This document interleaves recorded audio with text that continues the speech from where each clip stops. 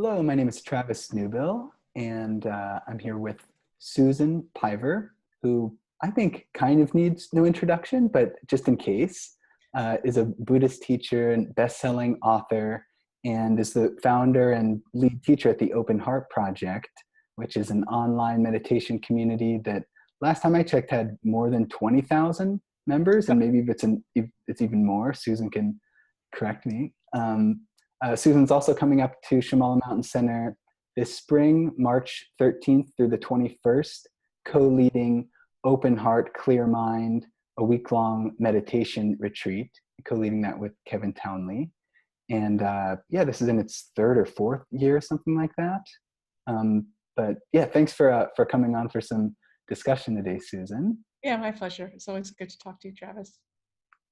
I wanted to start just by saying something I've so appreciated about your teaching is the way that you incorporate just examples of your own experience living in the world, and how that's kind of exists alongside insights and understanding about meditation teachings and stuff like that. But you put yourself out there in this way that I think illustrates some of the principles of these teachings, and it's really human and helpful and good. And I just want to appreciate that, and also ask you maybe if you could say something about what you have learned from like putting yourself out there in this way, what you have learned and continue to learn. Uh-huh. Yeah, I appreciate that. Thank you. Well, I don't really have a choice, in the sense that I have what I think of as the blessing of no credentials. I have no credentials. I mean, I've graduated from a Buddhist seminary and I've been practicing for 25 years and I've been trained to teach. And so it's a little bit of an exaggeration to say so, but I'm not a therapist. I'm not a coach. I'm not trained in a modality, mainly because I didn't go to college. This is everything that I have learned, and everything that I try to share is personal. It is personal. And what I found as a student is that what I have always learned the most from is what is most personal to other people. And when a teacher has shared something from his or her or their world that is alive, it communicates, it cuts through way more succinctly than anything academic. And I happen to not have an academic bone in my body, for better and for worse. So all I have to put out there is myself. So it's sort of choiceless. And it's also how I'm wired, I would say.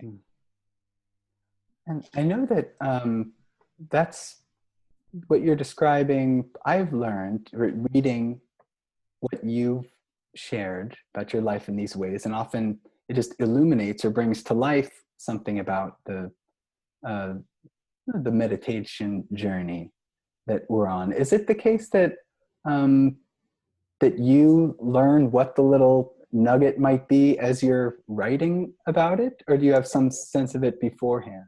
No, that's a great question, and you're right, and it's the former. I find what I have to say by beginning to say it. I don't know, even if I think I know what I'm going to say when I sit down to write something, and any writer will tell you this, the writing takes its own direction on good days.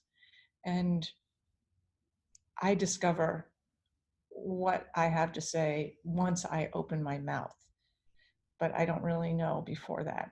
Mm-hmm. Yeah, and so certainly, yeah, the books, blogs, there's these great ways to connect with what we're describing here. And shifting gears, another is to do retreat with you, Mm-hmm. which I've been happy to participate in your retreats.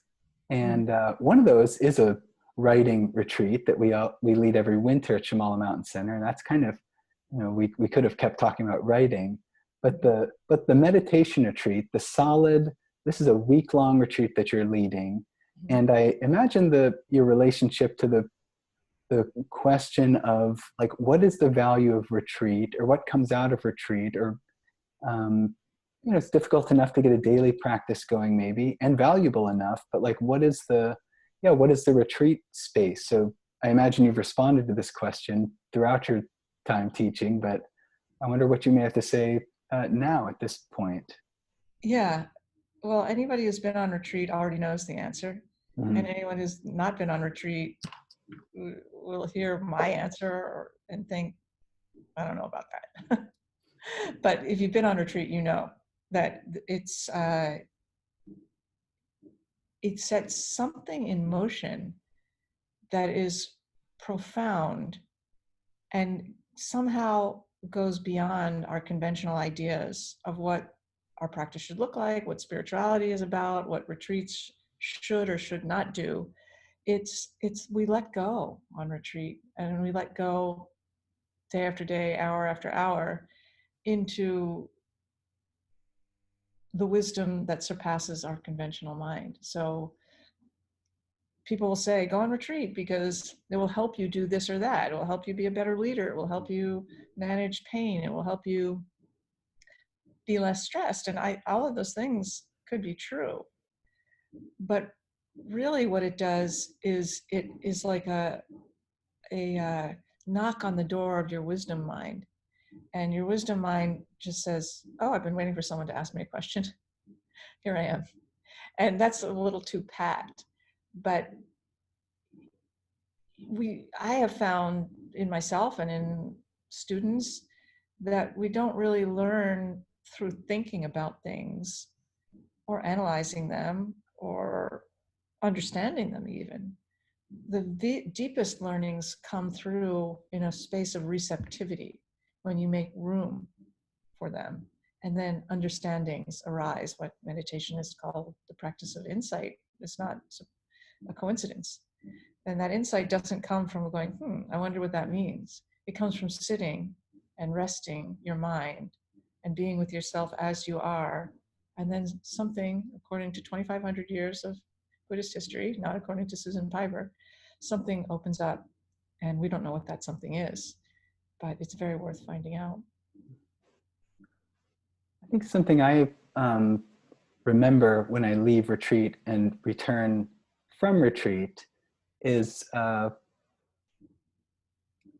it helps to see the mundane or the ordinary life with maybe to see the richness or the whatever, the spirituality or the learning potential in these circumstances more clearly and vividly. There's some vision that comes back into non-retreat life.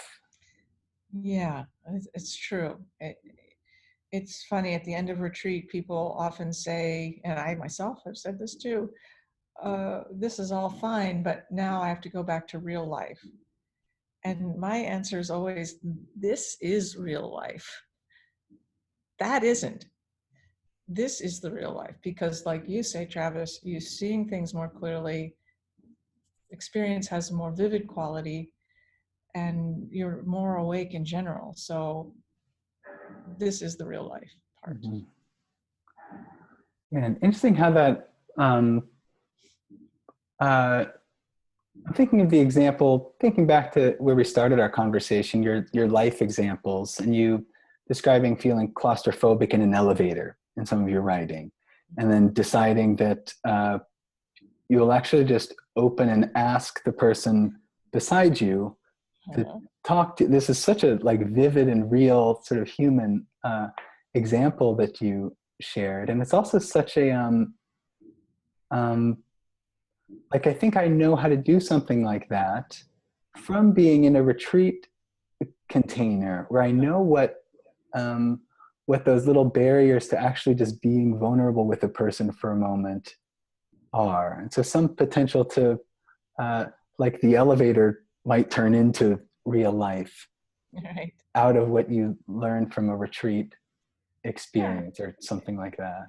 it's true that that's a good way of saying it. And also what you learn from retreat or meditation in general, but especially intensive immersive meditation, you learn to recognize what's going on inside of yourself much more quickly, and to the voices that are going, that's good, that's bad, you suck, okay, you did that well. Those voices don't go away, but they tend to recede, and you see, oh, that's not actually what I should be, that's not the most important thing to be paying attention to. Instead, I could pay attention to who I am right now, and let go of the judgment of I'm a meditation teacher, so I shouldn't have claustrophobia or whatever, and just be human, Mm-hmm. which is actually the practice, Mm-hmm. as far as I can tell. I agree. And I think that's yeah, like you said, a good reminder for those of us. I'm due for a retreat. That's the other thing. I know that I'm due, every so often. Um, and yeah, those who have been on retreat already know, and those who have not, oh, They could find maybe out. become curious. It will be the best thing you ever do.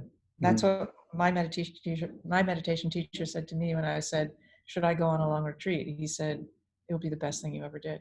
I was like, how can that be? Just sitting there, and what if I don't like the food, and I don't know where I'm going to sleep, and all those are totally reasonable things to think. But there was no question that he was absolutely right. It was the best thing I ever did. Mm-hmm.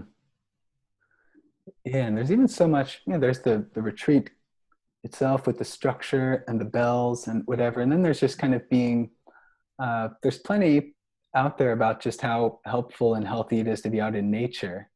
Mm-hmm. Yeah, And that's that's true. such an intentional part of this. It's hard. We can't pretend that it's not. It's hard. It's uh, but that's not all it is by any stretch of the imagination. And it's going to be in mid-March, where I love that time of year because it's the spring equinox, and uh, it's a chance to really sort of sink into this change, at least in the northern hemisphere, from cold and withdrawn to Mm. warm and blossoming. Yeah. Well, thank you. And it's, yeah, March 31st, March 13th through the 21st. So yeah, just right leading up into spring. And once again, the title is Open Heart, Clear Mind. It's a week-long meditation retreat. And you can find links to it just below wherever you're watching this video or listening to this audio. And Susan, thank you again. Always good to see you. My pleasure, and ditto. Always good to see you too. Okay, well, we'll see you up at Shamala Mountain Center That sounds good. in the spring. Perfect.